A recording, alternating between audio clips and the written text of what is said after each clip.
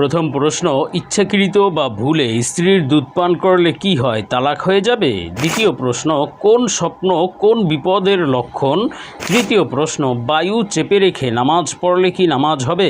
আসসালামু আলাইকুম রহমতুল্লাহি ওয়া বারাকাতুহু। আলহামদুলিল্লাহ ওয়াহদা ওয়াসসালাতু ওয়াসসালামু আলা মান লা নাবিয়্যা বা'দা।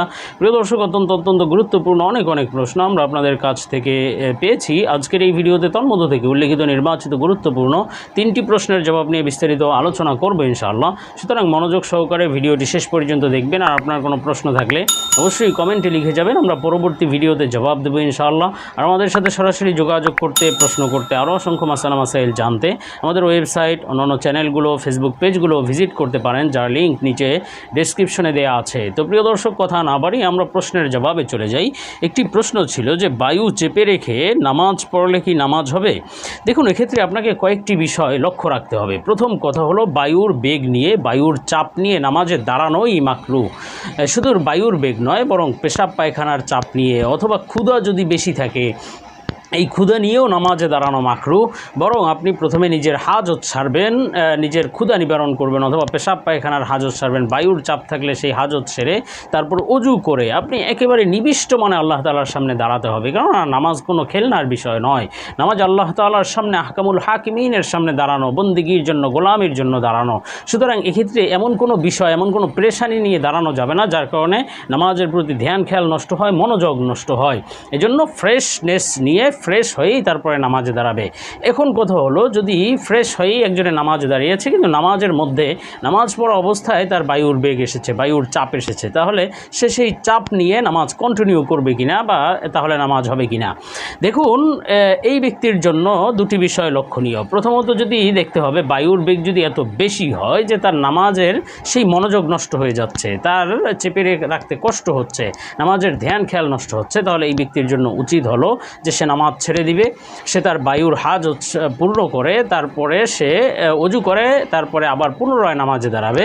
শুধুমাত্র বায়ুর বেগ নয়, পেশাব পায়খানার বেগ যদি নামাজের মধ্যে এত বেশি আসে যার কারণে তার মনোযোগ নষ্ট হয় নামাজের মধ্যে, তাহলে সে নামাজ ছেড়ে দিয়ে হাজত পূর্ণ করে, অজু করে, পবিত্রতা অর্জন করে তারপরে নামাজে দাঁড়ানো তার জন্য আবশ্যক। আর যদি বায়ুর বেগ এতটা বেশি না হয়, বরং সামান্য বায়ুর বেগ এসেছে যার কারণে তার মনোযোগ নষ্ট হচ্ছে না, অথবা তার কষ্ট হচ্ছে না সেটা চেপে রাখতে, তাহলে এই ব্যক্তির জন্য জায়েজ আছে। এই অবস্থায় সে নামাজ কন্টিনিউ করবে, নামাজ সম্পূর্ণ করে সে তার হাজত পূর্ণ করবে, এটা তার জন্য বৈধ রয়েছে। তো যাই হোক, আমরা এর পরবর্তী প্রশ্নে চলে যাই। প্রশ্ন ছিল, কোন স্বপ্ন কোন বিপদের লক্ষণ? দেখুন, আল্লাহ সুবহানাহু ওয়া তাআলা বিভিন্ন সময় বান্দাকে বিভিন্ন স্বপ্ন দেখিয়ে বিভিন্ন বার্তা দিয়ে থাকেন, কখনো সুসংবাদের বার্তা, আবার কখনো সতর্ক বার্তা।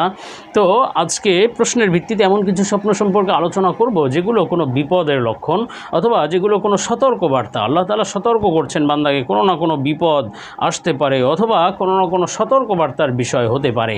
তেমন কিছু স্বপ্ন সম্পর্কে আলোচনা করব আল্লামা ইমাম মুহাম্মদ ইবনে সিরিন রহমাতুল্লাহ আলাইহির সুবিখ্যাত স্বপ্নের ব্যাখ্যার কিতাব তাবিরুর রুইয়া থেকে। তো মুহাম্মদ ইবনে সিরিন রহমাতুল্লাহ আলাইহি বলেছেন, স্বপ্নে যদি কোনো ব্যক্তি দেখে যে সে কোনো ভারী বোঝা বহন করছে, পিঠে বোঝা বহন করছে এবং তার কষ্ট হচ্ছে, এমন স্বপ্ন দেখা এটি অত্যন্ত তার জন্য সতর্কবার্তার বিষয় যে আল্লাহ তাআলার কোনো নাফরমানির মধ্যে সে লিপ্ত হয়ে যেতে পারে, বড় গুনাহে লিপ্ত হয়ে যেতে পারে। আল্লাহ তাআলা তাকে সাবধান করছেন স্বপ্নটি দেখিয়ে যে বান্দা, তুমি সাবধান হও, সামনে কোনো নাফরমানির বিষয় আসতে চলেছে, তার সাবধান থাকতে হবে এবং আল্লাহ তাআলার কাছে বেশি দোয়া করতে হবে যাতে আল্লাহ তাআলা আমাদের সকল নাফরমানি থেকে, গুনাহ থেকে হেফাজত করেন।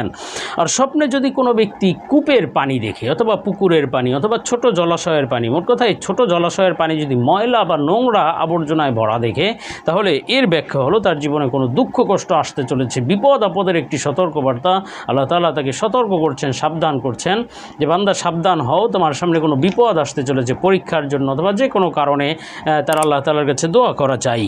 আর স্বপ্নে যদি কোনো ব্যক্তি দেখে যে সে কোনো মহিলার কাপড় সেলাই করছে, অপরিচিত মহিলার, অর্থাৎ স্বপ্নে কোনো দেখলো যে কাপড় সেলাই করছে কোনো মহিলার এবং সেই মহিলাকে সে চিনে না, এমন স্বপ্ন দেখলে তাহলে বুঝতে হবে এটি তার জন্য বড় কোনো বিপদ, বড় দুঃখ কষ্ট বা আযাব গজব আসার একটি সতর্কবার্তা। আল্লাহ তাআলা হেফাজত করেন, এটিও বড় বিপদের সতর্কবার্তা। বেশি দোয়া করা চাই স্বপ্নটি দেখলে। আর স্বপ্নে যদি কোনো ব্যক্তি দেখে যে সে হাসছে, হাসার পরে সে আবার কেঁদে ফেলেছে, অথবা কাঁদার পরে হেসেছে, কাঁদছে কিন্তু আবার হেসে দিয়েছে, এমন স্বপ্ন দেখলে বুঝতে হবে এটি তার মৃত্যুর মতো বড় বিপদ আসার সতর্কবার্তা বা মৃত্যু কাছে আসার সতর্কবার্তা। আল্লাহ তাআলা তাকে সাবধান করছেন, বান্দা তুমি সাবধান হও। এর প্রমাণ এখানে লেখা হয়েছে কুরআনুল কারীমের আয়াত। আল্লাহ তাআলা বলেছেন হুয়া আযহাকু আবকা, অর্থাৎ তিনিই হাসান এবং তিনিই কাঁদান। এবং এটির মুআব্বিরিন অর্থাৎ তাবিরকারী স্বপ্নের তারা এটাকে মৃত্যু নিকটবর্তী হওয়ার একটি সতর্কবার্তা হিসেবে নিয়েছেন।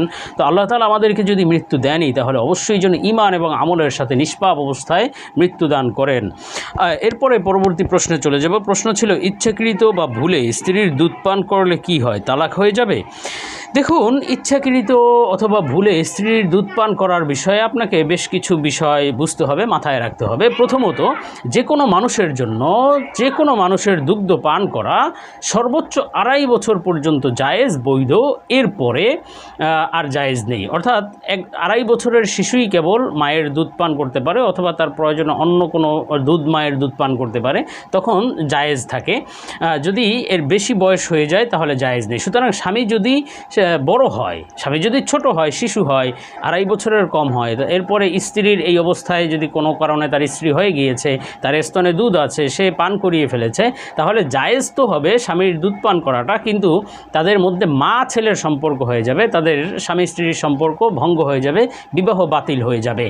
এখন যদি স্বামী যদি বড় হয় অথবা বিশেষ সময়ে দুধ পান করে ফেলেছে, সেটি যদি ইচ্ছাকৃত হয় তাহলে অবশ্যই এটি হারাম এবং গুনাহের কাজ। কেননা ওই যে 2.5 বছরের পরে যে কোনো মানুষের দুধ যে কোনো মানুষ পান করা জায়েজ নেই। সুতরাং অবশ্যই সেটা থেকে বাঁচতে হবে। আর যদি অনিচ্ছায় পেটে চলে যায় তাহলে তার গুনাহ হবে না। তবে প্রত্যেকের উচিত হলো, স্বামীর উচিত হলো যেন এটা সে সতর্ক থাকে, যেন কোনো অবস্থায় স্ত্রীর দুধ পেটে চলে না যায়। তো আল্লাহ তাআলা আমাদেরকে বিষয়গুলো বুঝার এবং আমল করার তৌফিক দিন। আল্লাহুম্মা আমিন।